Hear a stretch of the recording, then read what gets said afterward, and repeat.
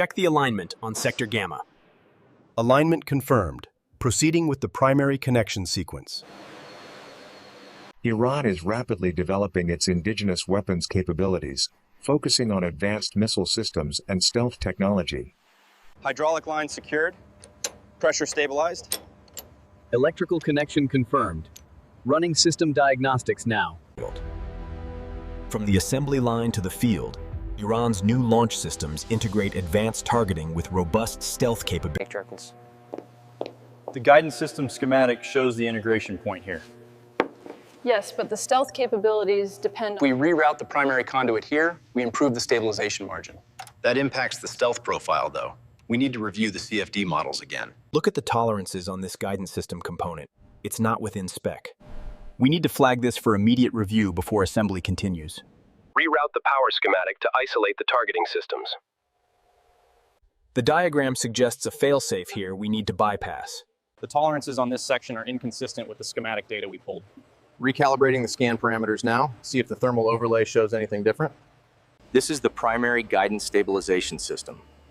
We're now carefully detaching the wiring harness for reverse engineering analysis. Quality control is paramount. This phase ensures every system meets our stringent performance standards before field deployment. Guidance systems are green, confirming launch sequence parameters. Copy that. Telemetry stabilizing.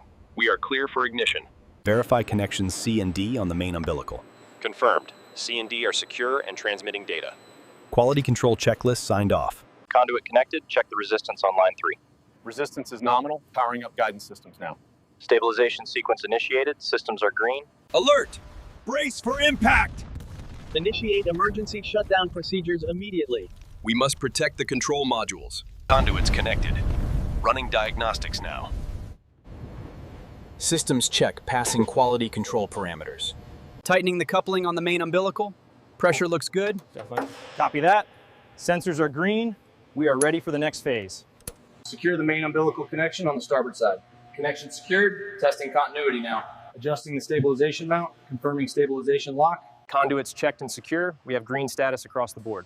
Acknowledged. Guidance system shows nominal parameters. Proceed with finalization. The conduits are secure. Data readouts confirm optimal functionality. Adjustments complete on the stabilization fins. Systems check is nominal. Ready for seal. Guide it left. Steady now. Lowering the primary securing mechanism. Check the straps on Sector 3. Tensioner secure on the forward mounts. Ratchets locked on the rear stabilization. Confirming all systems engaged. Ready for departure. Easy, easy. Watch the edges on the left. Almost there. Ready to secure the tie down. Alignment sequence initiated. Confirm power levels. Power levels stable. Guidance system locked. Setup complete on the launchers. Roger that. Initiating launch sequence parameters. Stand by for fire command. Rerunning the diagnostic on the targeting matrix now. Stabilization component is secure. System reports operational. We are ready for the next phase.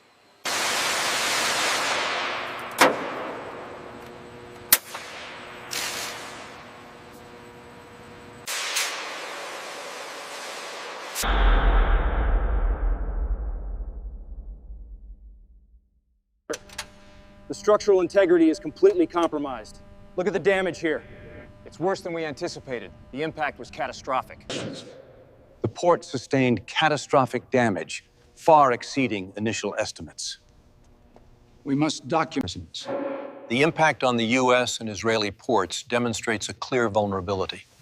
Exactly, and the speed of the mobilization. Look closely at the fragmentation pattern here. The kinetic energy release was far higher than initially reported. That explains the extent of the damage at the port. This is the critical failure point we identified. The internal components melted on impact. That explains the systemic failure across the fleet. This specific failure point explains the deviation before impact on the port. The Israeli assessment models align with this structural breakdown shown here. Fracture depth at the critical failure point measures 42 millimeters. Noted. The spalling suggests high internal pressure. The structural integrity here is completely compromised. Thermal stress indicators confirm the breach originated at this junction. Reroute the primary conduits through the auxiliary channels. Confirmed. We need to verify the telemetry synchronization after the connection is secure. Align the guidance wire harness with the red phasing mark. Securing the conduit now.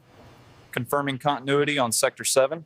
I've secured the primary conduits. Damage assessment shows the structural integrity is compromised. Document that and cross-reference with the schematic for the auxiliary systems. The internal wiring harness is completely compromised at this junction point. Confirmed. Updating the schematic now. The stress fractures indicate a high-velocity impact on the propulsion unit. Document that and move it to Bay 3 for spectral analysis. Residual diameter reads 42 millimeters. Noted. It deviates significantly from the schematic baseline. Mark it for level 3 analysis. Hand me the torque wrench. We need to tighten this connection to spec. Here you go, I've already calibrated it. All right, lift it steady. Watch the clearance on the right. Coming up slowly. Clear on the right. It's almost seated. Prepare to secure the straps. Steady now. Bring it in. Watch the ramp alignment. Alignment confirmed. Starting the diagnostic scan on section Gamma 6. Ensure the torque is calibrated before we proceed to the next stage. It's within specs. Moving to the electrical connections now. Check the alignment on Bay 2. Looks good. Torque is calibrated. Diagnostics confirm structural integrity.